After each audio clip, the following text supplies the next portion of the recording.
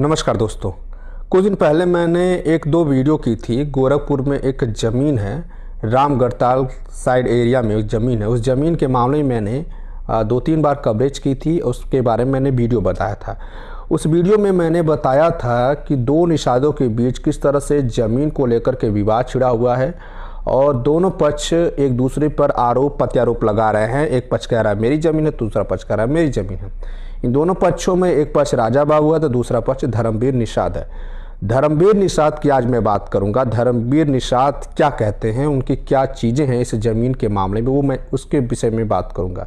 धर्मवीर निषाद का ये कहना है कि राजा बाबू सरासर झूठ बोल रहे हैं और पूरी तरह से मुझे बदनाम करने की कोशिश कर रहे हैं। मैं एक सामाजिक व्यक्ति हूँ, समाज के लिए काम करता हूँ और मेरी एक संस्था भी है जो समाज के लिए काम करती है। मैं निःशुल्क बच्चों को पढ़ाता भी हूँ। मैं इस तरह का कृत्य नहीं कर सकता। मैंने जो ज़मीन है मैंने लिखवाई है, उसमें सारा कागजात मेरे पास है, सारे स्टैम्प पेपर मेरे पास है, हर चीज़ मेरे पास है। लेकिन राजा बाबू ने भी आरोप लगाया है कि जब ज़मीन का बंटवारा नहीं हुआ तो आप उस ज़मीन पे हक कैसे जता रहे हैं, आपके पास कागज़ कहाँ से आया। कहना यह है कि जब ज़मीन का बंटवारा नहीं हुआ तो उसमें नाम कैसे पड़ गया, रजिस्ट्री कैसे हो गई, ये तमाम चीज़ें हैं। लेकिन धर्मवीर निषाद ये साफ तौर से सारे आरोपों को खारिज करते हुए राजा बाबू को साफ तौर से कह रहे हैं राजा बाबू हमसे खुद रंगदारी मांग रहे हैं। क्योंकि धर्मवीर निषाद ने बीच में एक प्रेस कॉन्फ्रेंस भी की। जब इस तरह की चर्चाएं शुरू हुई तो उन्होंने एक प्रेस कॉन्फ्रेंस की। प्रेस कॉन्फ्रेंस में उन्होंने ये बात स्पष्ट की और बताया कि मुझे किस तरह से बदनाम किया जा रहा है। मैं एक सामाजिक व्यक्ति हूँ।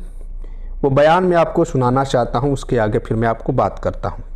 सर मैं मनहट डाटा नंबर 99 मैंने 300 स्क्वायर फीट ज़मीन रजिस्ट्री लिया है फूलचंद से और मैं मौके पे काबिज पहले, क्योंकि ये ज़मीन किसी और के कब्जा में था, रत्नाकर त्रिपाठी के 22 जुलाई 2023 में लिया था और ये थाना रामगढ़ताल के अधीन पड़ता है। सर ये ज़मीन क्योंकि रत्नाकर त्रिपाठी 98 नंबर में कब्जा किए हुए थे।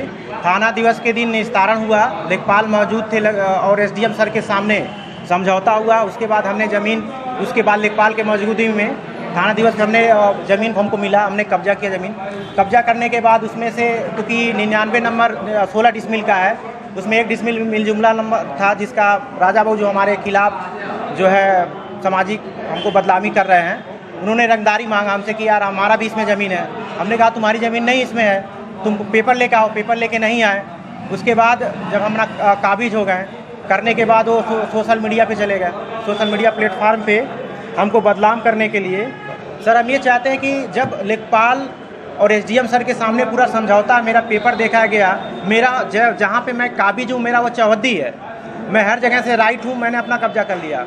मैं ये चाहता हूँ इसका निस्तारण किया जाए, मतलब जो ये विवाद हो रहा है। और इस तरह से धर्मवीर निषाद जो है ये साफ तौर से कह रहे हैं कि जो ज़मीन की बात कर रहे राजा बाबू, उस ज़मीन पर उनका कोई हक नहीं है। लेकिन दूसरी तरफ राजा बाबू ये कह रहे हैं कि 1 डिसमिल की ज़मीन मेरी कहीं ना कहीं हड़प ली जा रही है। इन दोनों के बीच में मामला क्या है ये अभी साफ जाहिर नहीं हो पा रहा है। तो कहीं ना कहीं वहाँ के जो लेखपाल है, जो राजस्व विभाग के जो अधिकारी हैं, इस मसले को समझ के जल्दी से सुलझाएँ ताकि चीज़ें स्पष्ट रूप से हो। एक सामाजिक व्यक्ति जो बता रहा है कि राजा जो धर्मवीर निषाद जी हैं वो बता रहे हैं कि मैं सामाजिक व्यक्ति हूँ, वो कहीं ना कहीं बदनामी का शिकार ना हो। अगर वो इसी तरह से होता है, ज़मीन जो होता है इसी तरह से होता है, जो ज़मीन का विवाद इसी तरह से बढ़ता चला जाता है और जो है क्राइम का बड़ा रूप ले लेता है। इस तरह से चीज़ें सामने आई। तो जिस तरह से धर्मवीर निषाद कई बार कहते हैं, कई बार ये चीज़ें कह रहे हैं कि मैं सामाजिक व्यक्ति हूँ, मुझे बदनाम किया जा रहा है, मैं पढ़ाता हूँ, तमाम संस्थाएं चलाता हूँ, मैं ऐसा कृत्य नहीं कर सकता। साफ तौर पे कई सारे कागजात उन्होंने दिखाए जो स्क्रीन पे आप देख सकते हैं। कई सारे कागज़ जो हैं उनके पास अवेलेबल हैं। वहीं राजा बाबू के पास भी कुछ कागज़ है, वो भी कुछ दिखा रहे हैं। धर्मवीर निषाद ने एक बात ये भी कही कि राजा बाबू से मैंने कागज़ मांगा लेकिन वो उससे कोई स्पष्ट कागज़ उसका नहीं दे रहे हैं। सवाल ये नहीं है, दोनों पक्ष एक दूसरे पे आरोप तो लगाएंगे ज़मीन को लेकर के। सवाल ये है कि क्या राजस्व विभाग की जो टीम है, जो वहाँ के लेखपाल है, जो वहाँ के अधिकारी हैं, वो सब क्या कर रहे हैं? क्या ये छोटे से मामले को सुलझा नहीं पा रहे हैं? क्या इस तरह के जो छोटे मामले हैं, क्या इसको सुलझाने में इतना टाइम लग रहा है? ये छोटे छोटे मामले हैं। राजस्व विभाग के जो लेखपाल, वहाँ के जो चीज़ें हैं, ज़मीन का सारा चीज़ देखें, कागज़ जो देखें, जिसके पक्ष में चीज़ें आई उसके खिलाफ जो है उसके खिलाफ कार्रवाई करके चीज़ों को सुचारू रूप से जिसकी इज्जत देनी चाहिए। लेकिन अभी तक देखिए कि नहीं कुछ हो पाया। इसी तरह से यही धीरे धीरे मामला, इसी तरह से जब मामला बढ़ता है तो कई सारी घटनाएं सामने निकल के आती हैं। यही इसीलिए जो है देवरिया में इतना बड़ा हत्याकांड हुआ था। इसी नाते जो है कि एक कानपुर में एक किसान ने अपनी आत्महत्या कर ली थी, कानपुर साइड में आत्महत्या कर लेते, इसीलिए तो तमाम घटनाएं का रूप ले लेती है। तो इन सब चीज़ों को जल्दी से निपटारा हो, ये कहीं ना कहीं सही होगा।